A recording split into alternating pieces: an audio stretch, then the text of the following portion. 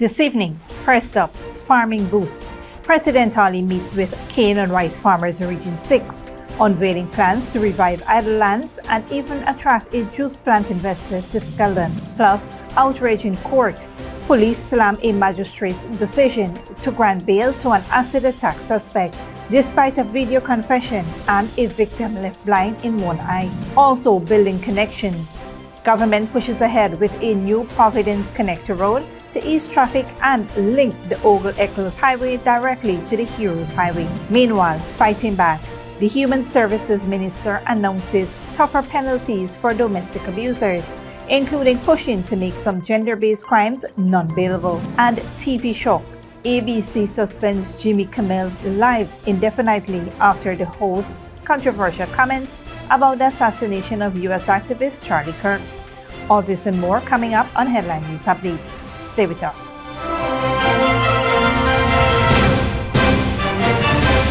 Welcome to this broadcast of Channel 2's Headline News Update for September 18, 2025. I am Bibi Bacchus. Thank you for joining us. First up, President Dr. Mohamed Irfaan Ali on Wednesday met with cane and rice farmers in Region 6 to finalize a major agricultural push aimed at transforming thousands of acres of idle land into large-scale production. Speaking at the Skeldon sugar factory, the president said the initiative supports his government's 5-year agro-investment agenda and will acquire faster mechanism, upgraded drainage and irrigation, and improved field systems. We can't have investments being made and a means of production, which is land, is being idled. Then we are not maximizing the use of the factors of production in building the economy, expanding business opportunities, and creating jobs. Ghana will partner with the state of Roraima, Brazil, and the Dominican Republic to conduct full soil analysis to identify the most suitable crops. It's less than a week. All the soil sample will be taken from the land, and a full lab analysis will be done to identify what are the best crops for the land. We're doing everything in a scientific way. That information, so we'll be building up a website for this development. All of the information will be placed digitally on the website so that all the farmers can see it, investors can see it. And then we want a representative group of the cane farmers to work with the Ministry of Agriculture on defining the path that would lead us to full-scale production in a year. That's planting out. When I say full-scale production, planting out of whatever area of land you want to be planted. A joint investment meeting is scheduled within 2 weeks to plan large-scale planting. President Ali revealed that Demerara Distillers Limited, DDL, has expressed interest in building a juice plant in Skeldon within 8 to 12 months if citrus and other fruits are cultivated. The president noted 2 proposals under review to re-establish a sugar factory, but said this will require a long-term pricing mechanism and significant government infrastructure spending. He also assured rice farmers of continued support and proposed diversifying income by planting 1 acre of high-value crops for every 10 acres of rice. President Ali reaffirmed that the success of this ambitious plan depends on the collective commitment of farmers, investors, and government agencies. On a different note, the Ghana Police Force has expressed grave disappointment after a Georgetown magistrate granted $500,000 bail to a businessman accused of throwing acid on 2 women, despite prosecutors presenting a video confession and describing the victims' critical injuries. 32-year-old Kieran Mervyn Daniels of Iflot Pasture, West Coast, Demerara, is charged with 2 counts of throwing a corrosive substance with intent to cause grievous bodily harm. He doused 27-year-old Jalika Leach and 20-year-old Nirmala Sukraj with a corrosive liquid on September 3rd, leaving Leach with severe facial burns and permanent loss of sight in one eye. Sukraj suffered minor burns. Police said the women were attacked near Balwant Singh Hospital around 3:30 p.m. when a white car pulled alongside them and the passenger hurled a bottle of corrosive liquid before speeding away. Investigators believe the assault stemmed from a failed relationship between Daniels and Leach. Daniels was first remanded on Tuesday, but when the case was recalled on Wednesday before Principal Magistrate Faith Magusti, prosecutors acknowledged that while CCTV footage of the attack had been secured, it was not yet presented in court. The magistrate subsequently granted bail, scheduling Daniels to return to court on October 22nd. In a strongly worded statement, the Ghana Police Force criticized the decision, noting that Leach remains hospitalized with severe disfigurement and had pleaded for justice even from her bed. The police statement added that, despite the heavy prevalence of violence against women in Guyana, magistrates continue to omit to take this crucial factor into account in exercising their discretion in respect to granting of bail. The police warned of the high likelihood of repeat offenses when accused attackers remain free and close to their victims, but pledged to continue working to curb gender-based violence and bring the perpetrators to justice. Moving on. Human Services and Social Security Minister Dr. Vindya Prasad has announced tougher measures to protect victims of domestic violence, including a push for some gender-based crimes to become non-bailable or carry higher bail. Dr. Prasad said too many perpetrators are quickly released, undermining justice. She confirmed that at least half of the Ghana Police Force is now trained to handle domestic violence reports sensitively and that more officers will be trained. Support for survivors is also expanding. The ministry is providing rental assistance, counseling, and job training programs to help victims achieve financial independence. Shelters will continue to accommodate children, and the Community Advocate Network is being strengthened in both hinterland and coastal areas to provide grassroots support. Prasad urged full use of the 2024 Family Act, which allows victims to remain in their homes while abusers are removed, and pledged to work with law enforcement and the courts for faster justice. Her announcement follows President Irfan Ali's recent call to kill the surge of domestic violence as Ghana faces a deadly surge in gender-based killing. 13 women have been killed since January, including several recent high-profile cases of partners brutally murdering their spouses before taking their own lives. These measures are critical, Dr. Prasad stressed, because domestic violence is a very serious issue that demands a strong, coordinated national response. If you or someone you know is experiencing domestic violence, please reach out immediately to the Ministry of Human Services and Social Security 914 hotline for help and support. Stick around when we return. Brickdam Police Station 65% complete, set to become new police headquarters. And government plans New Providence Connector Road to link Ogle Eccles Highway.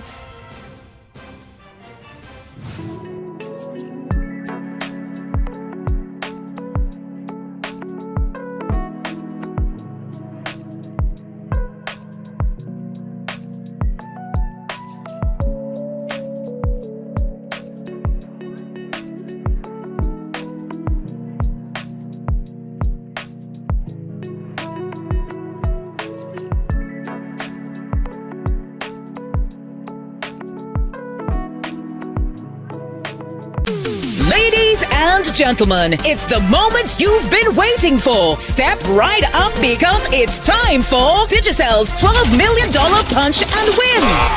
Top up with just $1,000 or more for a shot at winning up to $2 million weekly. That's right, up to $2 million weekly. 6 weeks, $2 million per week. Will you be one of our lucky winners? There's only one way to find out. Top up, punch, and win. Only with Digicel. Digicel, better connected. Sneak daily with a gift of sight from Modern Optical Services. Let our professional team examine and prescribe what's best for your eyes. Common smiles make fashionable faces. See us for a full line of optical services, including brand name and prescription eyewear.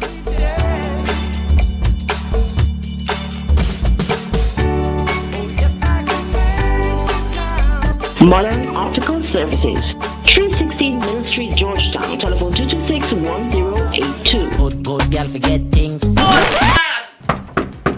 problem, Granny? I want money for borrow for those surgery. I was dancing and I fall and fracture my hip. If you need some quick money, you should check Lender's Jewelry and Pawn Shop. Lender's Jewelry and Pawn Shop, Lot 238 South Road Border, Georgetown. Get jewelry made to order in just 72 hours. We also accept vehicles. Lender's, best rates, longest payback period. Boys, I get through. Plus, I could dance again.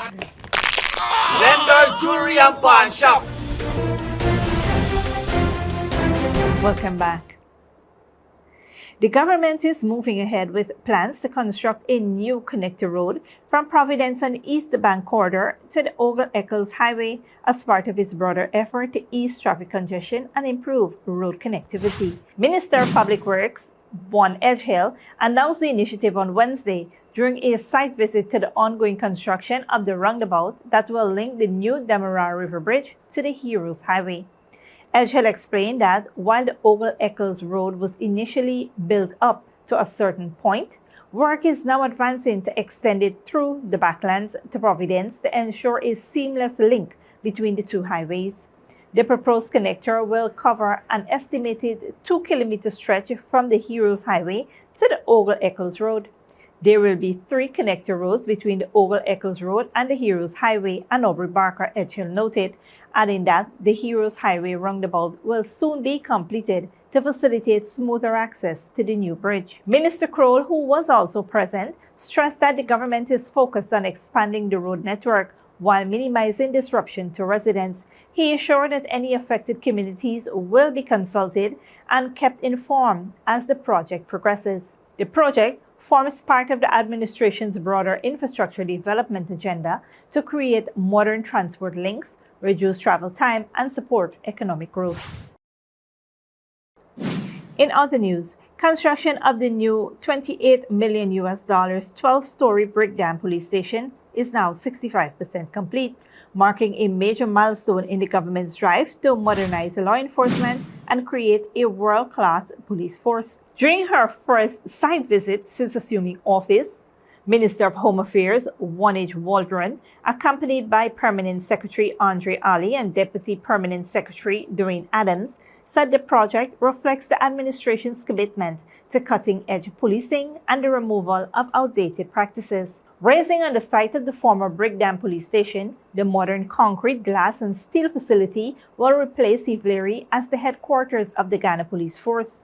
All services currently offered at Ivlery will be transferred to the new location. As a government, we have been speaking of a high-level, world-class police force, and this facility is befitting of that kind of police force where we expect cutting-edge policing, removing bureaucracy, removing archaic methods of doing things. The structure will be earthquake resistant and outfitted with advanced fire safety systems, a comprehensive CCTV network, and a robust telecommunications system. Key divisions, including traffic, finance, and the impact base, will also be housed in the building. Minister Waldron noted that the welfare of officers remains central to the transformation agenda. Currently, the building is fully enclosed with framing of interior walls about to begin. Electrical, plumbing, air conditioning ducts, sprinklers, and waste systems are about 90% complete. The new headquarters is on track for completion by June of 2026 and stands as the single largest infrastructure project ever undertaken by the Ministry of Home Affairs. Don't go away after the break. Violence and conflict overshadow Myanmar's upcoming elections, and torrential rains will trigger deadly flash floods, landslides in northern India.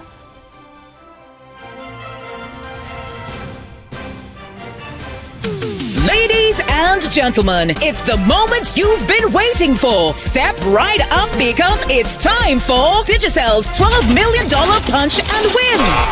Top up with just $1,000 or more for a shot at winning up to $2 million weekly. That's right, up to $2 million weekly. 6 weeks, $2 million per week. Will you be one of our lucky winners? There's only one way to find out. Top up, punch, and win. Only with Digicel. Digicel, better connected. Good girl, forget things.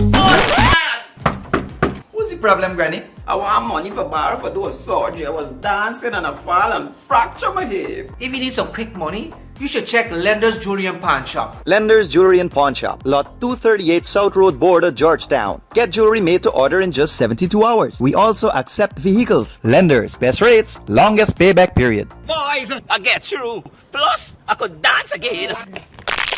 Lender's Jewelry and Pawn Shop. Sneakily with a gift of sight from Modern Optical Services.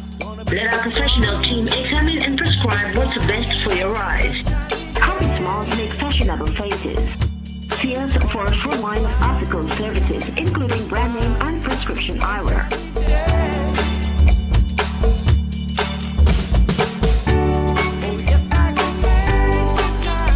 Modern Optical Services, 316 Mill Street, Georgetown. Telephone 226-1082.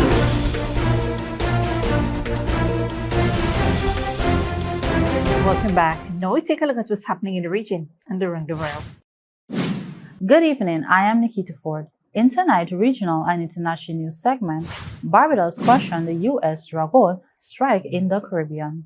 Deadly flood hit India. ABC pulled Jimmy Kimmel off the air, and Myanmar's election faced major cancellation. We will begin with Barbados and the U.S. strikes. Barbados Foreign Minister Carrie Simmons has raised concern over the recent U.S. military strike on suspected drug boat in the Caribbean, warning they bypass due process and risk civilians' life. While Trinidad praised Washington action, Simmons urged adherence to the rule of law and confirmed that CARICOM minister should sought assurances from U.S. officials.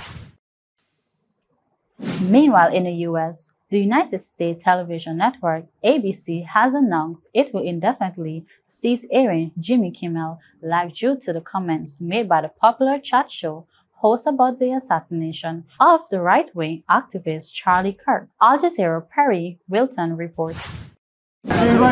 He's one of America's most popular and influential late-night show hosts. Now Jimmy Kimmel is caught in a battle over freedom of speech and taken off air. It follows the assassination of divisive conservative commentator Charlie Kirk. Kimmel's been critical of Trump's response, including the order of flags flown at half-mast. For years, those on the radical left have compared wonderful Americans like Charlie to Nazis and the world's worst mass murderers and criminals. This kind of rhetoric is directly responsible for the terrorism that we're seeing in our country today, and it must stop right now. The left-leaning late-night host responded. We hit some new lows over the weekend with the MAGA gang desperately trying to characterize this kid who murdered Charlie Kirk as anything other than one of them and doing everything they can to score political points from it. It's those words which have led to Kimmel's show being taken off the air indefinitely by the Disney-owned network, ABC.